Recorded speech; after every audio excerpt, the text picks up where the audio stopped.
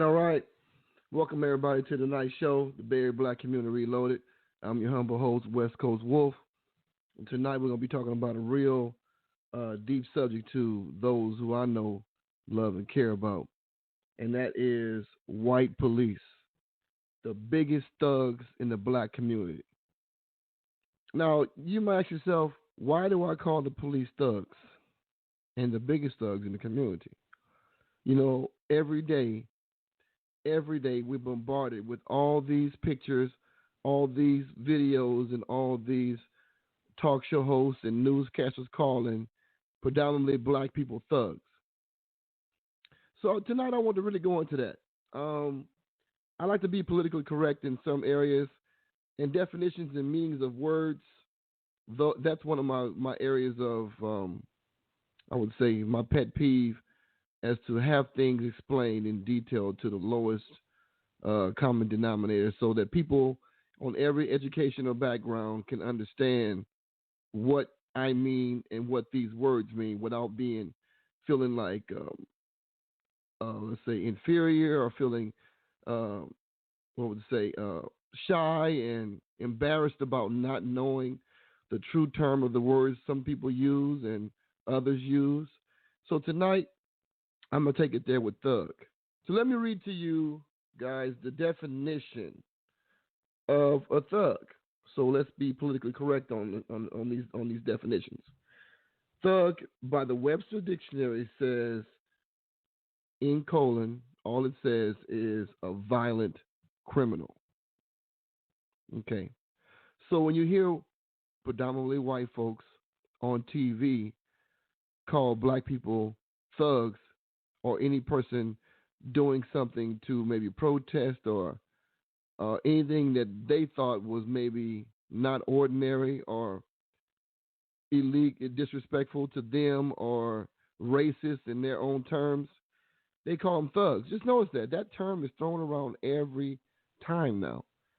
Well, you know what? Okay, if you assume to be a thug, they're basically saying that you're a criminal and you're violent, as if you can't be one or the other. Now, I call the police thugs. So let's break thug down. It says a violent criminal, right? So everybody knows what violence is, but that word criminal means a person that commits a crime. Okay, let's put them together. Violent criminal. So basically, you're a dangerous person, and you're going to commit a crime of some type, or you've already committed crimes of some type, and they assume everybody on the street is carrying a rap sheet. So with the police, they show up on the scene, right? The white police in the community, for the most part, have this one mindset. And I call them thugs because how many times have we seen already? I mean, how many times in the last 7 years Obama's been in office? How many times do you see that white police in the black community are committing violence against us, and the other word, criminal, they're committing crimes. And what's a crime? A crime is something that is beyond the law. Now, let's break that down with that again. So any policemen that may hear this broadcast on YouTube or whatnot, you understand what I mean by thug.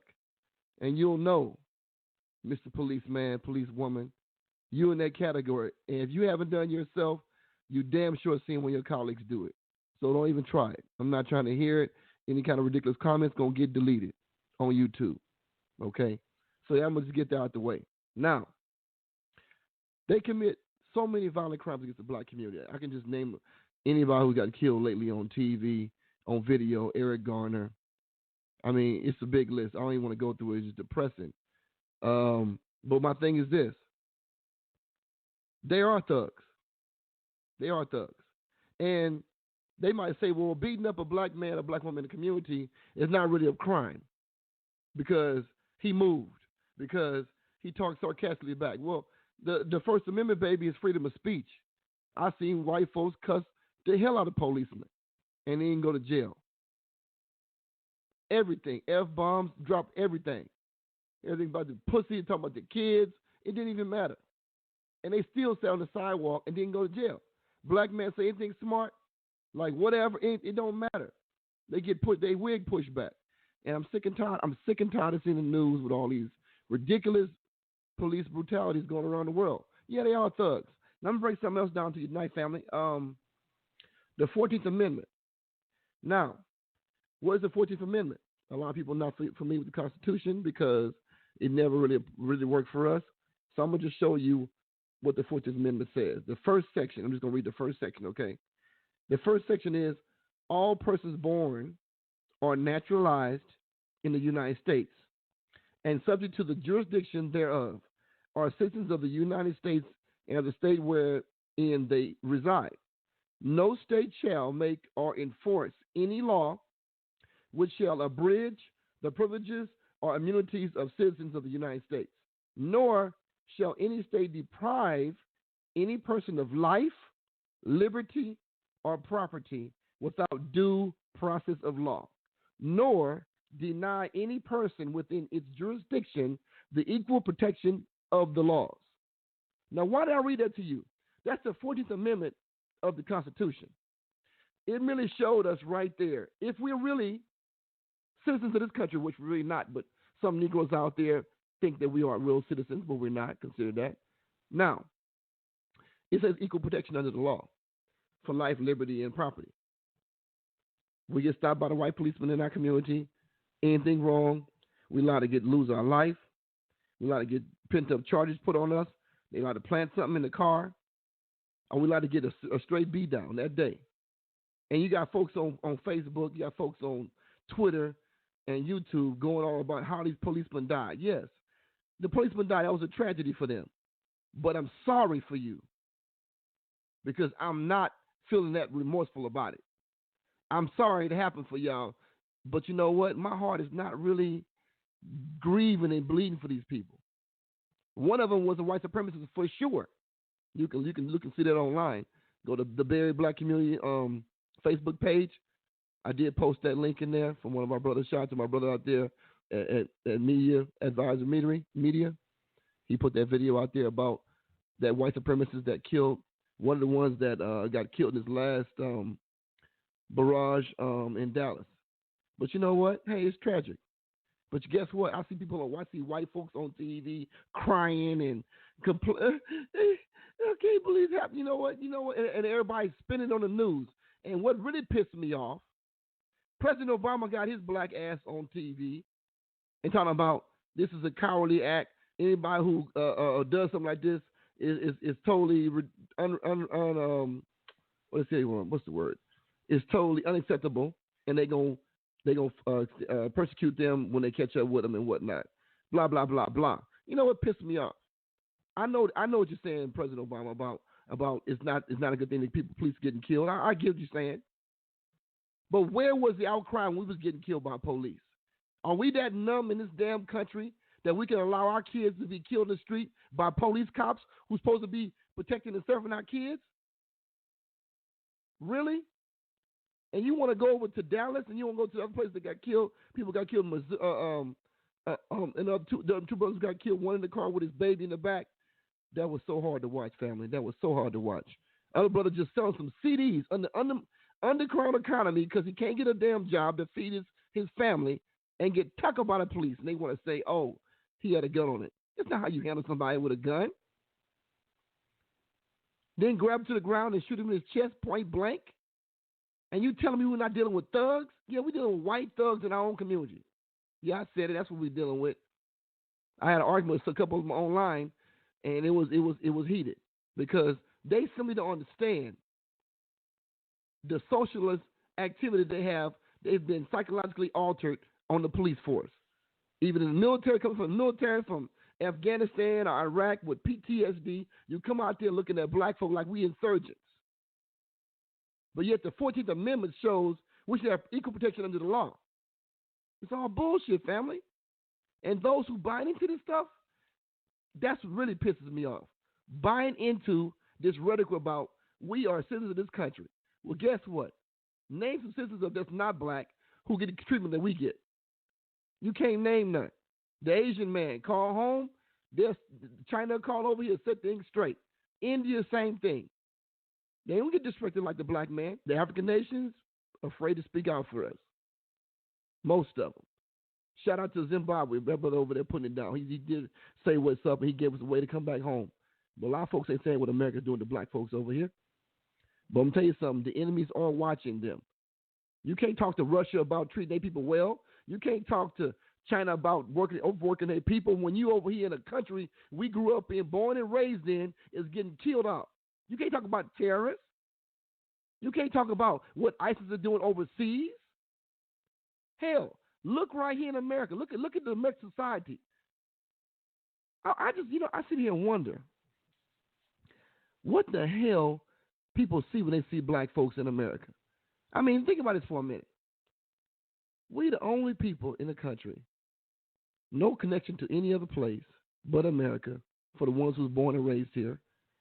And yet, we get disrespected by our own countrymen. And we have a black president. And it's still happening on a large scale. It's a slap in the face. So what can we go anywhere outside of Africa, family? What can we really go and get the respect that we deserve when our own country is killing us off? And you'll be some policeman put some dumbass comment and talking about they're not all like this and they're not all like that. But nah, you guys know who the bad ones are. Let's be real. Come on, man. Everybody went to school at some point growing up. We knew who the bullies were in school. We knew who were the ones who was tough. We knew the ones who was weak. We knew the ones who was smart. Don't tell me you don't know or you can't do nothing about it because it's not you in the situation you're going through. You know who the bad ones are. You suspect who the bad ones are. Talking to one white lady I met on the street, talking about her husband, her ex-husband was a policeman, and he left the military. And he was in there. He was pretty high up in the military. He came to the police front, and he told her he'd seen something over there. The things was going on for black people over there. He turned in everything, resignation. He lost his pension, everything, because they just find out what we already knew. The KKK has infiltrated the police force, and now they got the legal option to kill us again. See, family, we never really gained anything since we've been out of slavery. Think about it. It's just changed. We got new masters now. We're not in the field picking cotton, but we went to the field picking cotton, to the industrial assembly lines, to corporate America. Now that's a big jump. And they followed us and they made sure we didn't have anything along this journey. That's why the police are allowed to mess with us like this. We have no power. We don't put our money together. There's nobody going to fight for us when they kill us on the street. It's literally target practice. But now a couple of brothers have stepped up and put a few police in the ground. Now they got their heads on swivel. For the first time in a long time, they feel like we feel.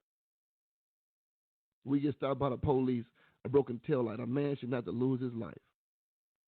And I'm telling y'all, family, tonight, you be careful out there messing with them thugs. Because I'm going to tell you, you make sure you get your paperwork straight on your cars. Make sure your lights are working. Because what that brother Castillo took for granted cost him his life. Being stopped because of something. But, some people might say, you know what, brother? They're going to find someone they want to stop. It's true. But don't make it so obvious. Don't make it so obvious. Because they looking. And the more they promote this stuff that it's okay to kill black men and get no indictment, the more they're showing the underbelly of America, the more you're showing the rest of the countries around the world, seeing these thugs operate over here. But also, we are increasing the thugs to step up on the police force to be ready to bust their gun. Think about that. We are actually enabling them. America's enabling them. President Obama enabled them by not saying anything about it. He has control of the executive branch of the government. He could put in all kind of investigations on every police force around this country. But no, he can't do that right now because of Hillary Clinton. He want to make sure his legacy continues. And that's more important than us, unfortunately, family. That's more important than us. So tonight we're talking about thugs.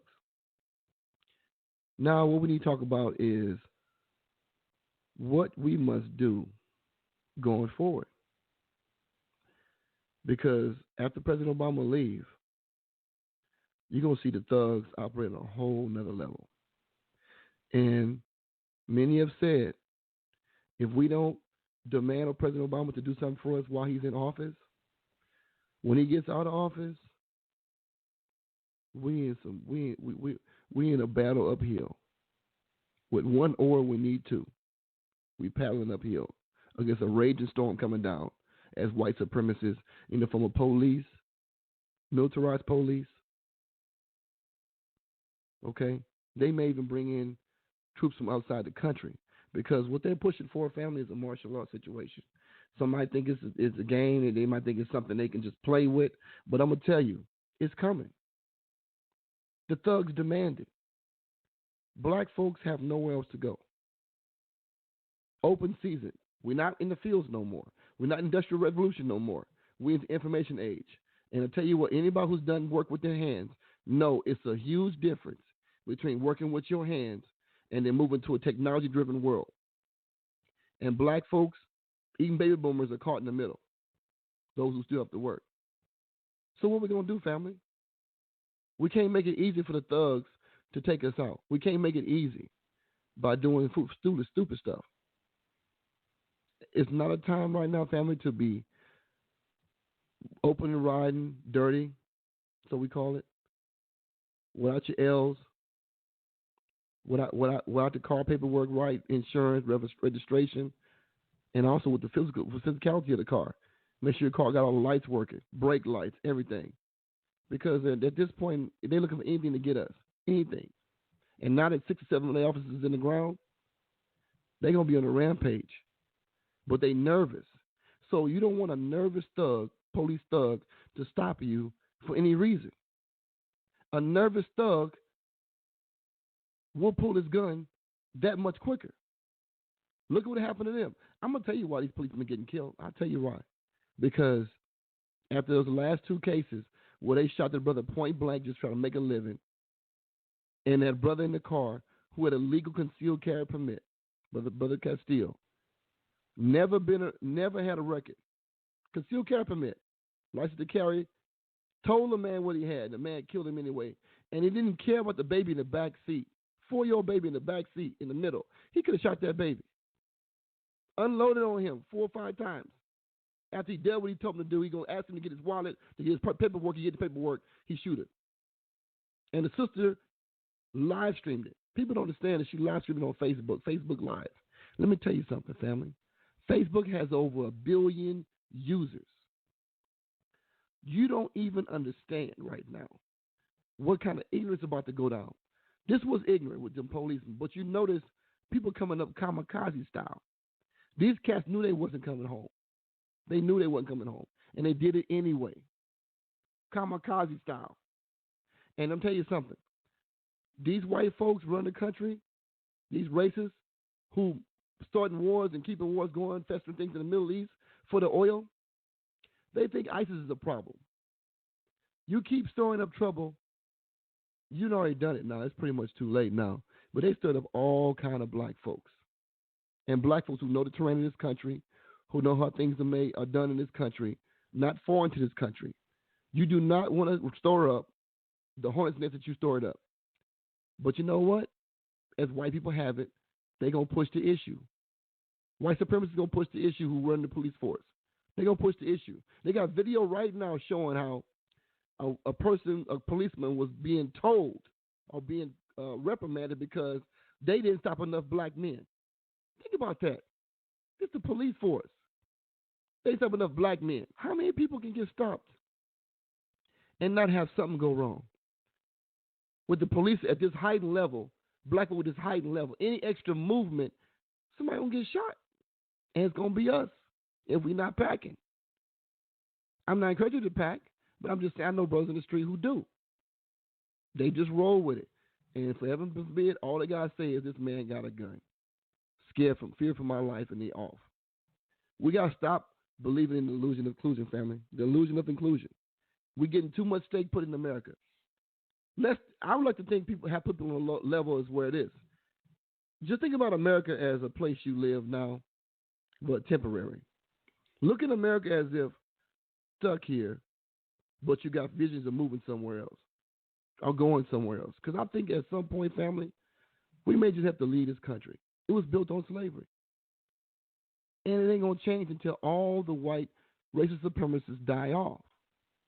Now, the ones that run the world, the Rockefellers, etc., Bilderberg, the Carlyle Group, all these groups who control the top 1% of 1%, they old. They're like 70s, 80s, and 90s.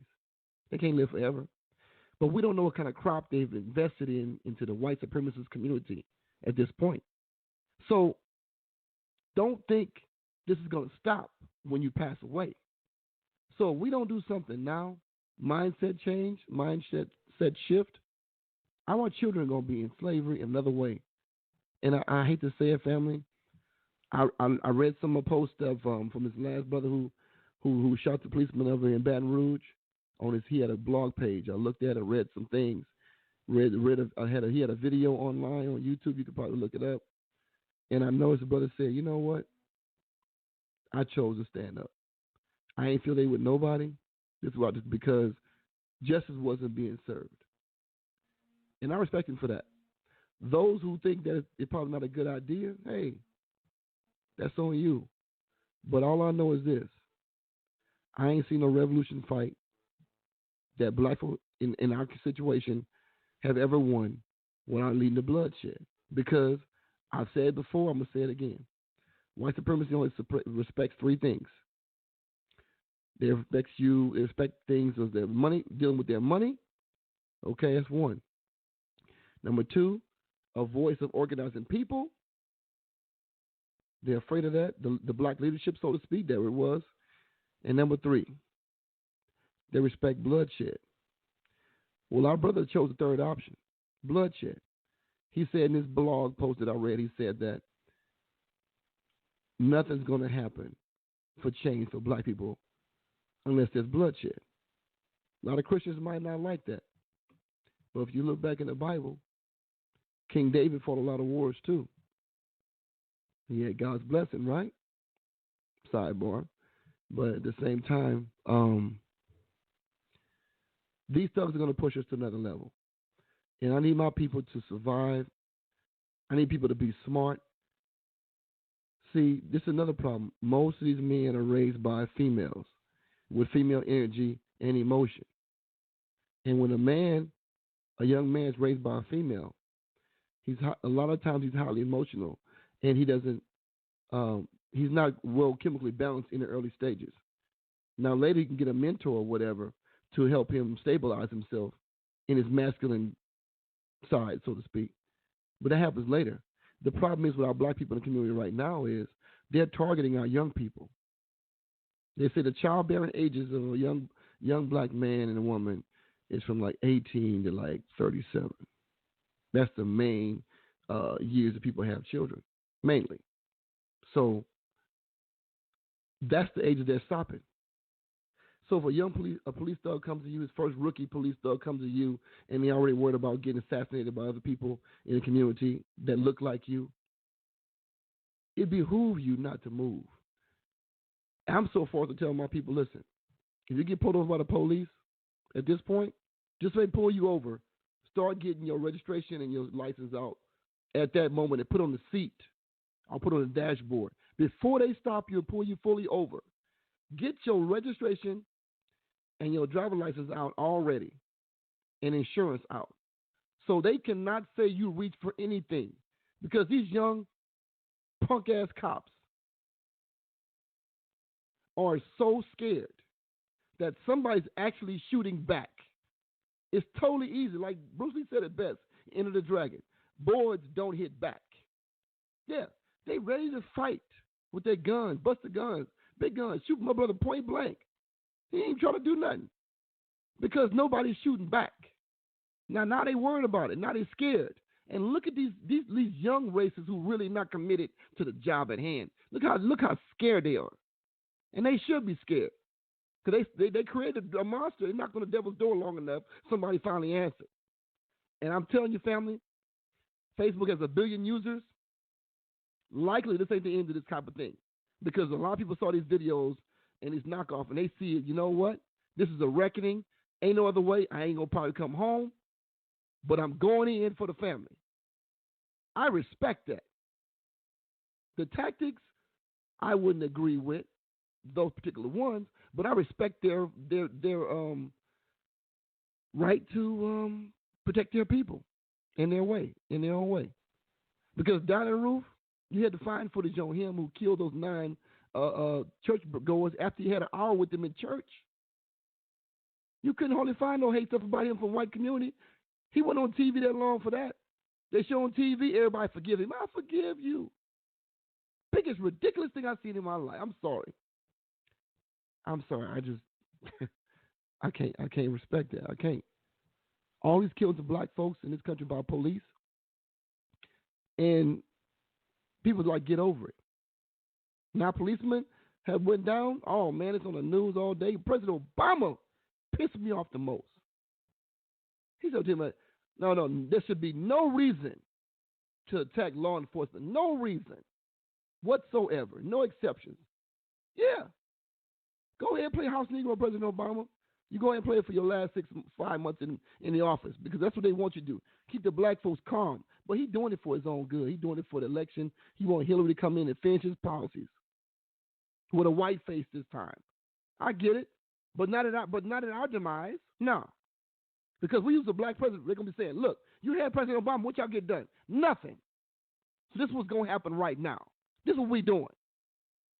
Guess what we're going to get.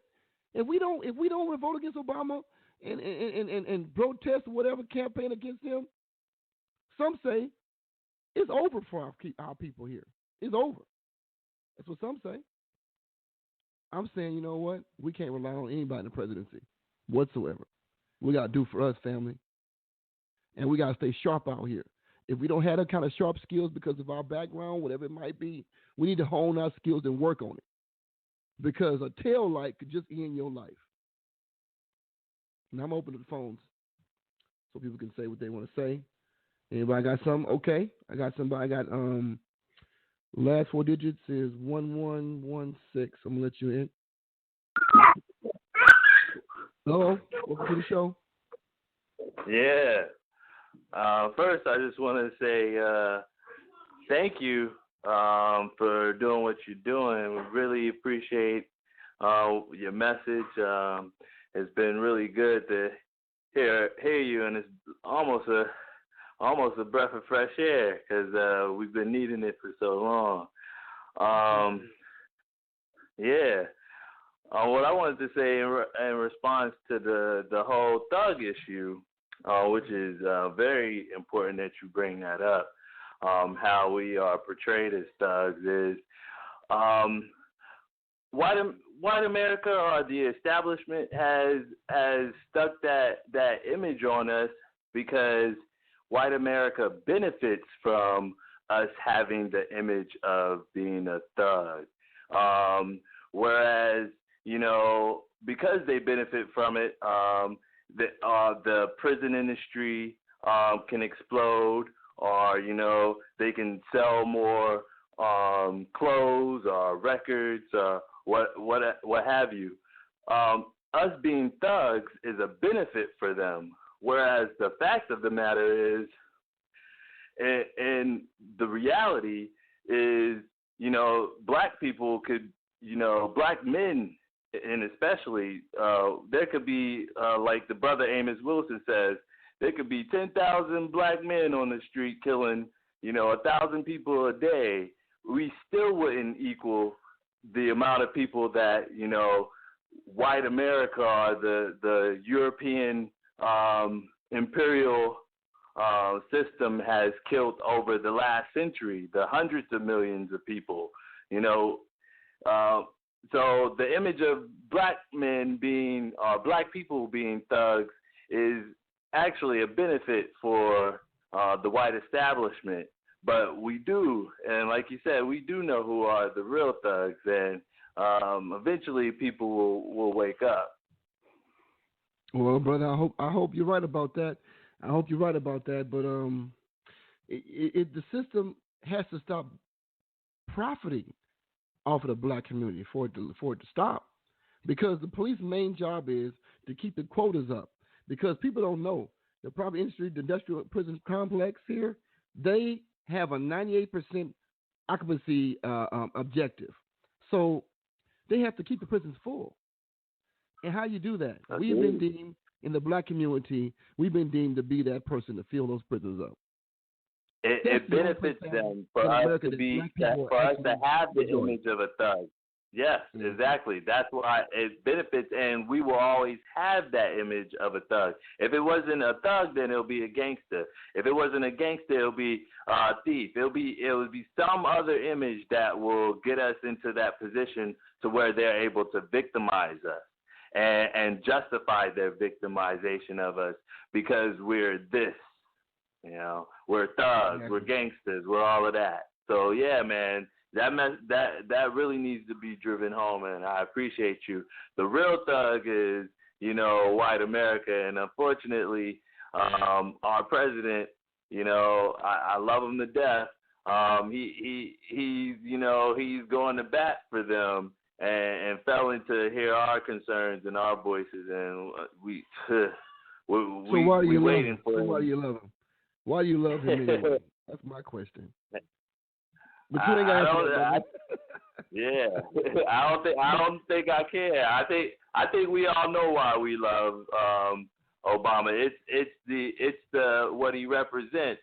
But behind the scenes, he's doing something other than what he represents. So I guess that's my time. But yeah, man, keep on going. Thanks man. for calling, my brother. Yeah, we need you. Let some else in here. Thanks a lot for your comments. All right, fellas, if you didn't press 1 to get in the queue, you got a question, comment, just go ahead and vent. It's Monday. Vent, get it off your chest. If you got stopped by the police today, or know somebody who has, we want to hear your story. Let me see. Press 1 on your phone to enter the queue, and I will unmute you and give you your time. Keep looking here. Press 1 on your phone, and I will give you your time. You got anybody want to say? Well, let's see. I got a story. I was a 17-year-old kid in Texas. I had a Raiders jacket on. I was living on my own at the time, and it was a dark, dark night. And the policeman he pulls me over for whatever reason. I didn't even get a ticket that night. So he saw me black in a white neighborhood, going through a white neighborhood. Probably was about midnight. And let me tell you something, as a 17-year-old child, at that point in my life, I was already trained by my parents to know how to respond with the police. You know what chances tonight, y'all, that West Coast Wolf wouldn't even be on his phone with you guys had I not had the proper training at a very early age how to deal with the police. This man stopped me, was clearly a racist. I said, yes, sir. No, sir. Like a good little boy, right? He said, I pulled you over. You was going a little too fast. Whoa. It's funny, I said, okay, I'm sorry, sir. Officer, I didn't think I was going that fast. And he stepped out the car. He said, get the car. You see that jacket you got on? With you in the gang, boy? I said, no, I'm not in the gang. I just got a red jacket on. Boy, don't give me no little boy. If I had a Hell's Raiders jacket on, would you think I was in the gang? I'd say, well, yes, I guess I would. Okay, then. Don't argue with you in the gang, boy. What gang you? It just really, really harassed me, and all I did was I got quiet. I got quiet. A total ghost stare. I was even never angry or sad. I was just solemn and let him vent on me. You can tell this old racist man was mad, angry. And he's looking for any reason to get on me, to put me in jail that night, or to rough me up. He could have killed me and got away with it. Anything. But you know what? We got too many single parent homes where the children are allowed to act a fool and not get checked by the parents. Those are the ones they prey upon. Look at Michael Brown. He might not have been the best boy, Michael Brown, but he deserved to die. If you watch that Megan and that Megan and what's the name, D.L. Hughley show, look how she brought Michael Brown up. She wanted something bad to be said about this man. Just want to go back into that. He wasn't a good person. He was a thug and all this stuff. You know what? There's a lot of people right now that the black community is creating, unfortunately, who will be in that category of not being the greatest child, but still not deserving of death. They looking for reasons, family. If you're not training your children to how to respond, you're doing yourself a big disservice. I see a couple people want to comment. Let me see. We got last four digits of your phone is 6647. I'm gonna let you in. 6647. Welcome to the call. Hey, how you doing, Wolf? How you doing, my brother? How you doing, Wolf? I'm doing good. Pretty good, man. I'm doing pretty good. Appreciate that. You know, it's funny too. Like I've had like a few run-ins with the law too. I mean, it's nothing major. I'm not committing any crimes, but it's actually weird. Like the same kind of feeling that like you get, like if you were, like about to, let's say, you wrote like going into a rough neighborhood. Right. That same kind of edge. It's kind of the same feeling you get when the cops roll up on you. It's that thing. Hey, like just be careful. Danger can pop up any time. And like I, like this. I don't know. Like I remember one time, like I was taking pictures for my blog, and I wanted to show like the contrasting things about the city. You know what I mean? Like where you have all this gentrification, the backdrops. Mm-hmm. Well, like this how like that you have all this new money coming in, all this white money coming in, whatever. I'm sure it's like Asian money too, but coming in to the city, black people being more disenfranchised, and then like you have the homeless people, like seeing almost like the two cities in one. So like I'm literally, I'm like just walking around the whole city, whatever. And in this one area I'm in, it's actually the hate area. In this one area, like there's not a lot of black people there. It's like, tippy white people. I know that. Yeah, for sure. I know exactly what you're talking about. Yeah, I call it hippie wrong. Exactly. So like in this one, like I'm kind of like early in the morning, and I have like, like some of the homeless people there, and this one cop, like I dressed up in a suit. I was taking pictures, and this one cop, he's a white cop. He looks like he's probably like a sergeant or something. And like he's being driven around, kind of like by like this black cop, kind of like driving Miss Daisy or whatever. Like the black dude driving around. Right. Oh yeah, right. And this white guy, he literally drives around about 2-3 times, literally like this. I'm around in you taking pictures. Yeah. Like I'm literally like just walking around the hate. Like I'm not going fast, whatever. It's literally homeless people. These homeless people have a lot of them. I mean, they come in all races, but there's a lot of them that are white drug addicts. You know what I mean? Right. And did the police stop? Like he didn't stop, but I know if I did something wrong, he definitely would have stopped. He just literally, his head is literally like looking out the window like a dog, like. You ever see like an aggressive dog, like about to just pounce? He's just looking for me to jaywalk. He circled you 3 times. He circled you 3 times. He circled me 3 times. The block. He came on the block 3 times? Yeah. At that point, I got nervous. I did. Like I was like, okay, we can take some of these pictures and we can get the hell out of here. Like I told my, I told my brother, and I told there's other friends who are also in law enforcement about the situation, and it's like, this. Even, like I don't want to, to put all my stuff to get, like those people in trouble, whatever, so like no names will be mentioned, but, like this, you do have those people in there, you know what I mean? Like I posted something in, I'm not sure if I put it in the whole group or did I just put it in like a message, but like the FBI said that like, like a lot of these, police departments have been infiltrated by white supremacist groups, you know what I mean? So I mean, and that's, you talk about actual groups. You're not talking about the average white dude that just doesn't like black people. The average white guy who just has a racial bias. The average white guy is like, hey, I just got to fill these quotas. I'm talking about these white supremacist groups are actually terrorist groups. So they've committed acts of terror. I mean, the United States might not label them terrorist groups because they're white, obviously, because they actually commit more acts of terror to Americans than actually jihadists. You know what I mean? But they're white, and we're on a war on terror. So obviously, the white America is not going to attack itself. Especially when it's mostly attack. They only get like testy about it when white people dying. And it's like that's true. You think about a policeman, okay? If a policeman really in his heart is a racist and he don't see you as even being human, think about it. Mm. When they see another white person, they feel a kinship to that person because he looks like them. They know if they see a white child, that child looks like them. I was a child one time. And they look at that child as being a small, innocent creature, no matter how bad things look. But when they come to our people, we're not even human. See?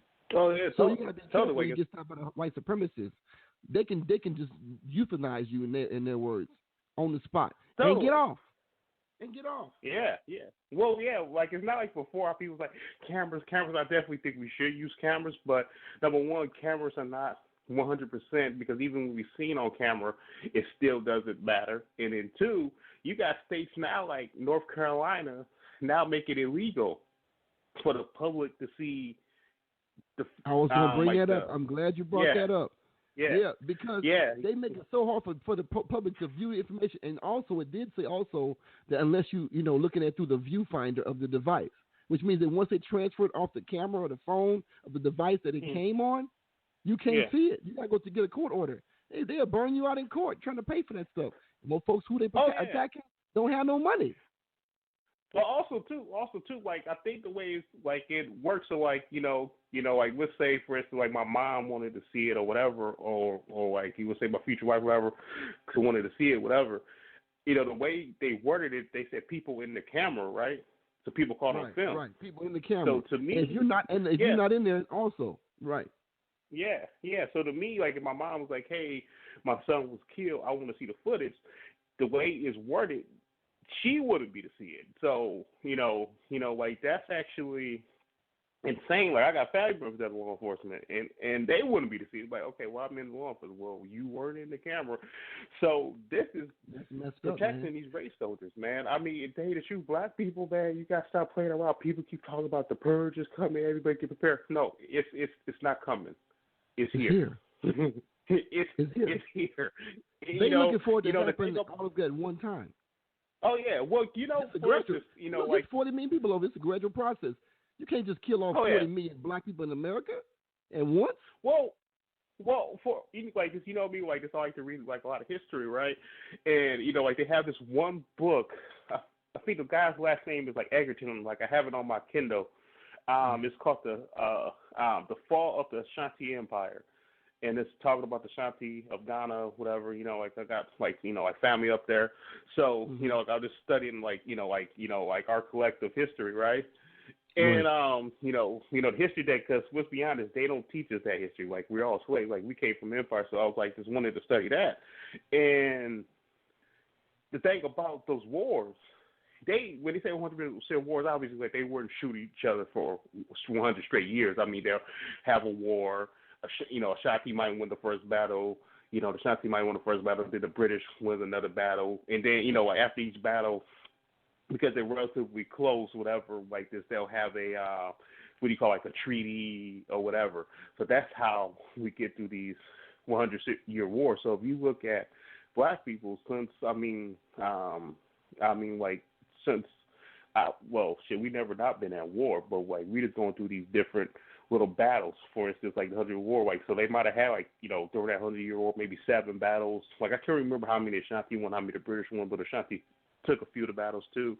But it's just like like we might lose some battles in the 20s with like towns being blown up. We might lose the government infiltrate us. But now we're just in a different kind of war. It's just a different type of war. Like I've talked to black people who like in their 60s and their 70s, and they're like, it's not that much different as the media likes to portray. It's different, in the tactic, but it's not like, right. like, oh man, like this, like we got a black president, we were in utopia. Like, no, since the black president has been in office, unemployment for blacks have grown, police shootings for blacks have grown, fucking, we've been being gentrified like crazy. So you keep disenfranchising us. Of course, we're now, and you keep killing us and disenfranchising us. Now we're poor. Now we're on the street. Now we're more victims for the race soldiers. So, I mean, like, we're at a war now. And people need to wake up and, like you said, tighten up those skills. Like, like I'm always studying, trying to get better. You know what I mean? Like this, like, and I'm not saying like, like I'm perfect or whatever. Like, you have days like, man, I wish I was this, I wish I was that. No, you I just got to what you're saying, man, because you told me one time, man, we had something on. You said, always doing that training, and you said that's the revolution food right there, right? It caught me right there, and I thought about that later. I said, you know what? I gotta start eating better because when this thing go off, man, you gotta be in decent shape. You have to move around a little bit. You know what I'm saying? Totally. So I that took it to heart, Leon, and tell you right now, bro. I ain't ate beef and pork since May 5th. Cinco de Mayo, bro.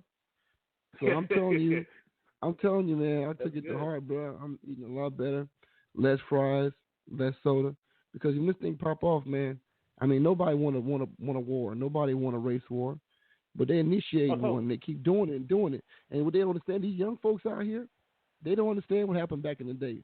All they know about is now. And enough of these Facebook Live, where people getting killed on Facebook Live with over 1 billion users, that's going to create a whole lot of black folks in different spots of the country to start some drama. And that brother came from KC to go to Baton Rouge to deal with that. Well, like, across state lines to go out there. Oh, yeah, like, totally, y'all. So we say this one thing, like history, like it's not going to be wrong. History repeats itself, folks. History repeats itself, right? So if you look at like I said, like it seems like it's about every 40 to 60 years. Like you look at the 20s, you look at the 60s, you look at now. It's always some kind of big war from 20s burning out towns, from the 60s. They're sabotaging with the COINTELPRO, killing Black Panthers and stuff like that.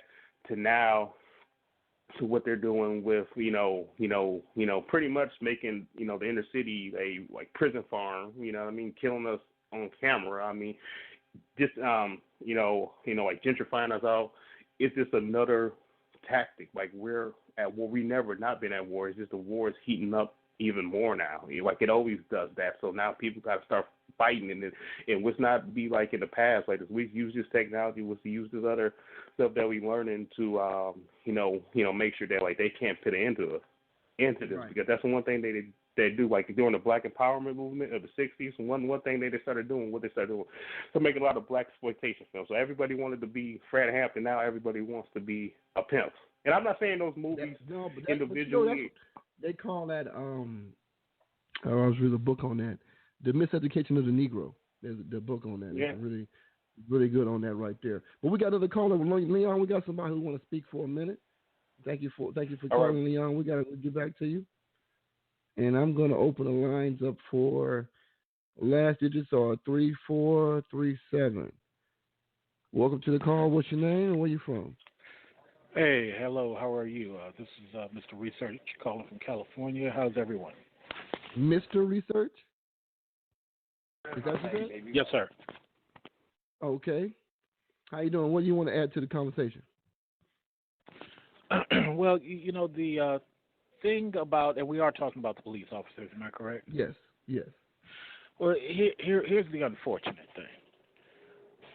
We as a collective, all races, all cultures, have allowed this Clinton system to run for so long. When we were all, when most of us older people were children, you didn't have officers towing your car to make money. You didn't have officers suspending your license because of a parking ticket. You didn't have all these revenue things. That crime bill changed all that, because what it said is, okay, you can sit up here and combine with the Patriot Act. You can go into anybody's license plate while they're driving on the road and just see if you can find something to pull people over and harass them. And because that went unchecked for so many years, and white folks was like, la-di-da, don't affect us because we make money, now that the crack cocaine is gone and meth is the new thing, now these cops don't have nobody to lock up the way they used to. All they training of bust heads, it's not valid no more because the heads that they busting look like them. It's the little blonde, blue-eyed white girl that's on meth, and he want to work with her. Right. He want to try to give her counseling for the third time. You know what I'm saying? Right. So now these cops are like, okay, well, what do we do? Instead of writing a ticket, now check this. Most of these situations were city ordinances. I was in Montana. I sat up here and talked to some white folks, and I said, because I'm a conservative, I said, you guys realize they really didn't break a crime? They said, oh, no, they was breaking the law. No, it's a city ordinance. Virtually everything that these boys got shot over, minus the driver's license in Cincinnati, and that cop went to jail, they were city ordinances. They were ordinance is something you use to make money, basically. You know, and I just give everybody that heads up about this whole thing. It's kind of our fault because we've allowed it to go unchecked. And my last point is, when you look at Ferguson, 80% or 85% black, 15% white, but you let the 15% white people get in charge of your city and call shots. Right, it's a slave. It's a plantation still on the plantation. You're right. Go ahead, bro. You was on the roll. No. I like to share the mic. I'm not, I don't like talking too much. I just try to make little points and then share the mic. No, that's good. I appreciate you. Okay, thank you for your call, my brother. No, okay, brother made some good points. But you know what? We have no options, family. We have no options to breaking the law. It's not going to be done the same way. They got folks. I think President Obama. I think he also let a few people out, gave some people immunity from prison. Man, I didn't see the news on it. If anybody's seen the news on that, who he let out, gave immunity, because I hope it was all black folks. I really do. You know, they got brothers in there doing 20, 30 years, family, for selling weed. You guys know that? Just being born at a certain era where it's so much they putting on black folks, man. It's scary for my brothers and sisters. Shout out to those who have young black boys growing up in America. That's a hard thing, family. You gotta have talks with them that white folks don't even dream of having to talk about. Like I say, but my brother made a good point about the white thugs. They gotta stop little Judy with the green eyes now. They gotta stop. All the little white kids not growing up doing damage out here on meth. Meth is killing folks. I've seen, man, meth is a big problem in some areas of this country, in the Northern California area. It's definitely kicking down, man. Some Breaking Bad going down around here. So it's going to be difficult for us. Because now they got hungry as hell white folks too, more than numbers. I talked to people who used to run the soup kitchen over here. And they said, you know what, Wolf, 3-4 years ago, when the market was booming, these people were making $250,000 a year, doing real estate and everything. Now these people who used to come over here to serve this homeless, now they are the homeless, and they getting served. So I tell folks, it ain't gonna matter how much money you make right now. If we don't find the ability to come together as a people, they are taking us out piece by piece. This is guerrilla warfare for white folks around the world. Think about this for a minute. We are a global majority, okay? That means that more black and brown people in the world than white folks. That's what that means. But if you notice, the tactics of white supremacists, they are applying what they call guerrilla tactics, guerrilla warfare. It's what you do. What's guerrilla warfare? It's when you go into somewhere unsurmountable odds against you, and you do things like demolition. You tear down their infrastructure on the fringes. You go in, you attack the economy. You create terrorist attacks in certain areas, like ISIS is doing to us in Europe right now. But think about that. White supremacists A lot of them in the cop industry, because it's a good game. Guess what though? They are a minority overall, but they're trying to control the entire world. That's guerrilla warfare if I ever seen it. That's guerrilla warfare for your ass. But as Americans, black people in America,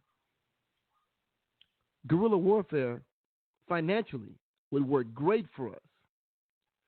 But we have to have a will, family. We have to have a will. But I did read an article last week, talked about, was it this week? Last week, talking about how black banks are getting influx of new accounts from black people. Booming. Probably because with their brother, shout out to Killer Mike, who actually put that call out to invest more money in the black banks. Take all your money and put in the black banks. Or put a portion of your money in the black banks. Because we need black banks, family. Okay? You see what they did in the school industry. These charter schools they fixing up in the communities, they're not for us. They start things when we're there if we can get it cheap, but they eventually build it for their future, not ours. So what happens if all the schools close out? Well, if everybody's privatized schools, we got charter schools that have certain criteria that our kids can't meet, or you got the public schools, which are a dying breed. So you got all the policemen hovering over poverty communities, hovering over the districts where all the bad schools are to get your kids on something. Start them, ruin them before they go to college. Ruin them before they have a chance to have a life. Felony stop. Man, I've heard people planting dope on certain people. Man, I've seen it all. So I'm not going to get too long with tonight, family. It's probably about an hour. Yeah, I didn't want to hold up too much. But if anybody got something else they want to add to the call before we call it a night, press 1 on your phone, and you can get in your words on these white thuggish police out here wreaking havoc in our community. Press 1 on your phone, and you get a response on that before we go. All right, anybody? I'll give you a minute. Nobody got anything they want to say? Let's see. Got that one. And then, okay. All right, family. Well, it's been wonderful. Like I say, follow us on Twitter, @BayAreaBlack. Follow us on Facebook, The Bay Area Black, 4 words. You see the slave man with the chains, the flag, and the bullets. The Bay Area Black Community. And follow us on the YouTube channel, the Bay Area Black Community YouTube channel. And it's been fun, family. Love you guys. Be safe out there. Hope you guys learned something from this experience. And what we've seen today, we're living through history. I'm telling you, get ready. So stay ready so you ain't got to get ready. Good night, family.